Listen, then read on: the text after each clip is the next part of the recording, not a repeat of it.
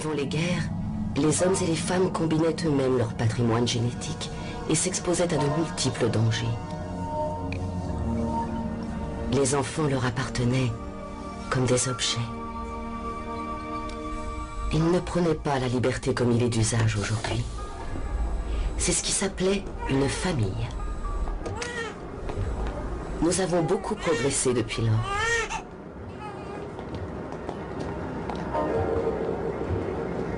Aujourd'hui, nous n'avons pas de crime, pas de maladie, pas de guerre, pas de vieillesse, pas de souffrance.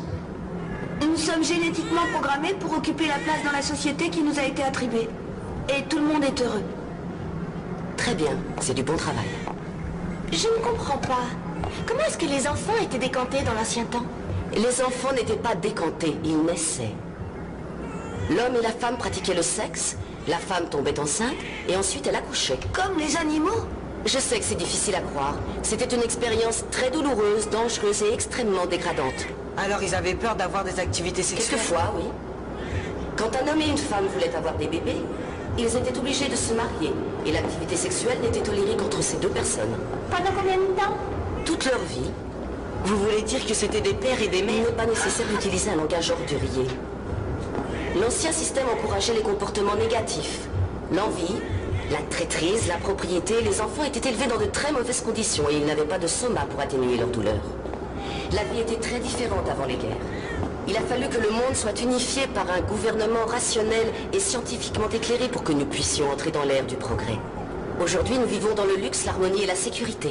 Y a-t-il jamais eu une époque plus agréable à vivre? Non. Le monde remercie Soma.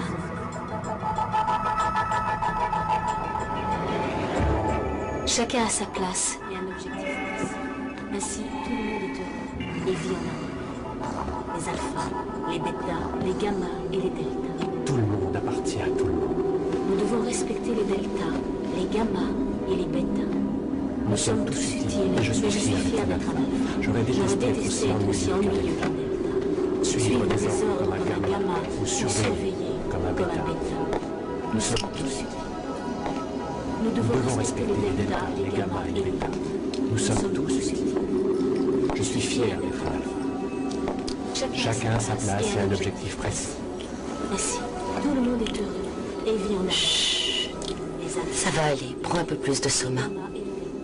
Tout le monde appartient à tout le monde. Nous devons respecter les deltas, les gammas, les bêtas. Nous sommes tous utiles. mais Et je suis fier d'être un alpha. J'aurais détesté être aussi ennuyeux qu'un delta. Suivre les ordres comme un gamma ou surveiller comme un bêta. Nous sommes tous utiles.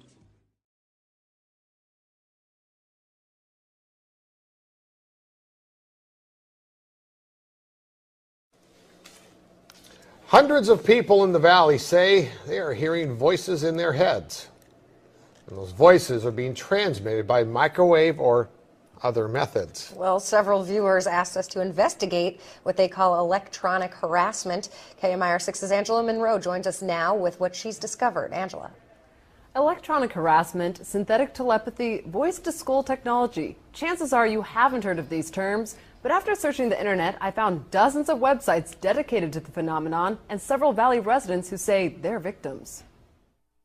How much more can you invade me than to go into my brain? It sounds like somebody else is reading the book, only it's thoughts. We're not having a group hallucination. This is actually something that's happening. These men all live in the area, didn't know each other before the voices started, and say someone is playing mind games with them. Mostly it's a lot of derogatory comments about whatever you're thinking about. Kevin Bond says he used to have a normal life. I was living in the San Diego area, I was clerking for a federal judge, and I noticed that I was being followed by a whole bunch of people. According to the websites, what Bond is describing is called gang stalking. He moved to Palm Springs to escape. I started hearing, as you'll hear, hearing voices and what they'll call voice to skull or microwave hearing. Bob Stansfield says his experience was similar and started a decade ago. They were active in following me around here, and I started hearing the voices a little bit after the vehicular stalking. Randall Ringer says the voices started when he was undergoing chemotherapy. The first thing that was said was Randall Ringer. And I sat up straight and I went, into the bathroom, and I looked in the mirror. Looked myself in the eyes, and I said, did that really happen? Bond says he's found more than 300 victims locally and is tracking others across the state through billboards. In Johnson Valley, a Freedom House just opened to help people who believe they are being targeted. To many of you who find yourselves the object of covert harassment, that there is hope and that you are not alone, and that we are striving to find legislation and we're working towards freedom for all. Derek Robinson leads a national group called Freedom from Covert Harassment and Surveillance. He says he knows who's playing mind games. Rogue government officials that are sponsoring this, also corrupt business officials, and private citizens. And he also told us how. Most of it is delivered by microwave, and I believe it's satellite delivered. Bond says neurotransmitter chips that run off body electricity have been inserted into some people. And they assign cell phone numbers to them. The cell phone numbers are then run through a computer, and a computer translates your thoughts. This crime has been available to the military for 60 years.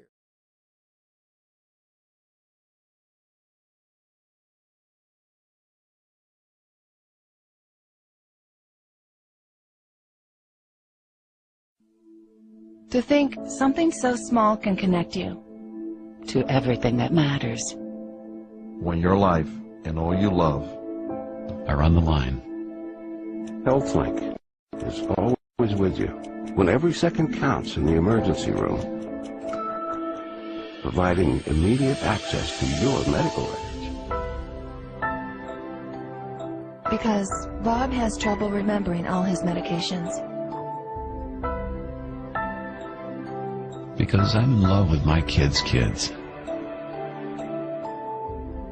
Because my car lost control while driving.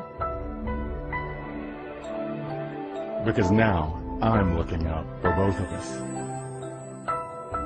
Because I have diabetes, but it doesn't have me.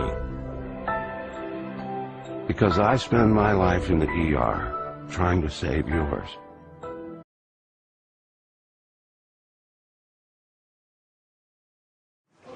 Plusieurs sociétés privées, dont Aéroports de Paris, ont déjà distribué ce type de badge à leurs employés. Comment éviter le piratage des données personnelles? Les défenseurs des libertés individuelles crient à l'imprudence et à l'intrusion dans la vie privée. La nouvelle carte sera officialisée en juin prochain. Elle sera obligatoire et payante. Oui, les moyens d'identification et de contrôle électronique sont de plus en plus précis et suscitent beaucoup de questions. Voici un exemple un peu extrême, mais qui pourrait faire école. En Espagne, pour fidéliser leurs clients, certains établissements leur proposent de se faire greffer une puce directement sous la peau. Reportage Jacques Cardos, Thierry Breton. Attention, cet homme est porteur d'une puce électronique. Implantée dans le bras, elle lui permet d'avoir accès au carré VIP. Comme un produit de supermarché, les clients sont barcodés et la puce contient leur crédit consommation. Ainsi, dans cette boîte de Barcelone, il y a ceux un peu vieux jeux qui dansent encore avec un porte-monnaie et ceux qui n'en ont plus besoin. Légalisée depuis un an, cette greffe est même proposée à l'intérieur de la boîte contre 125 €. L'opération ne dure qu'une vingtaine de minutes. D'abord une petite anesthésie locale, ensuite la puce est greffée sous la peau et reliée à un compte personnel, un peu comme un compte bancaire. Je ne sais pas pourquoi j'ai voulu faire ça. En fait, c'est peut-être parce que tout le monde l'a. Et puis, c'est pour savoir comment c'est. C'est juste pour ça. Cette puce qui vient des États-Unis a obtenu un droit de commercialisation à condition de ne pas détenir d'informations médicales. Facile à implanter, n'importe qui peut donc s'improviser infirmière de boîte de nuit. C'est plus facile que de faire un piercing. Et ceux qui font ça n'ont pas spécialement d'autorisation. Et de toute façon, je me sens capable de réagir en cas de problème. Une centaine de consommateurs a déjà opté pour l'identification électronique. Un seul petit problème, pour se faire retirer la puce, il faut subir une intervention chirurgicale. C'est le même principe que pour les femmes qui se font implanter une pilule contraceptive. Au bout d'un an ou deux, il faut bien l'enlever pour en faire poser une autre. Reste le problème du pistage éventuel des clients, car la puce permet aussi de suivre un individu par satellite, ce qu'aucune législation n'interdit en Europe.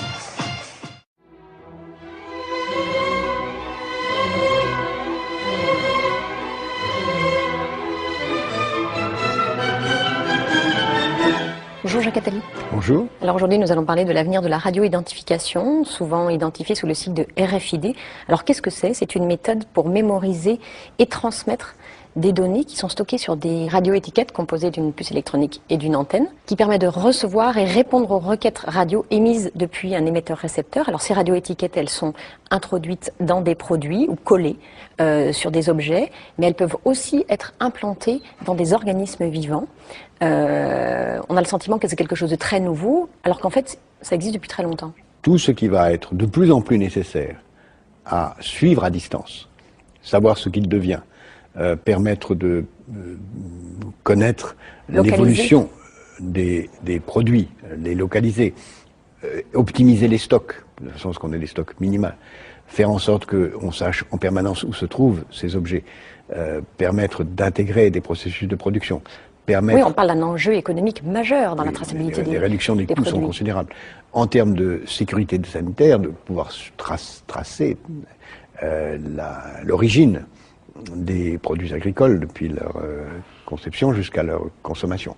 Tout ça donne une traçabilité sur les objets absolument gigantesque, encore à venir. Sur les personnes aussi, on peut imaginer une traçabilité encore plus grande.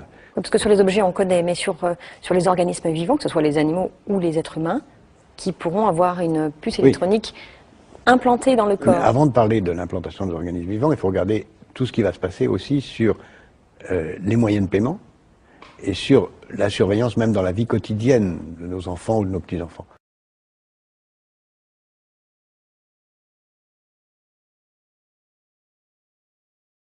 Alors pour ceux qui connaissent pas du tout, qui sont pas du tout branchés, en quelques mots, c'est quoi le Bluebeam Project? Le Bluebeam Project, c'est tout simplement la volonté de mettre en scène l'arrivée d'un faux sauveur pour extorquer le consentement de l'humanité à un gouvernement mondial, à une religion mondiale.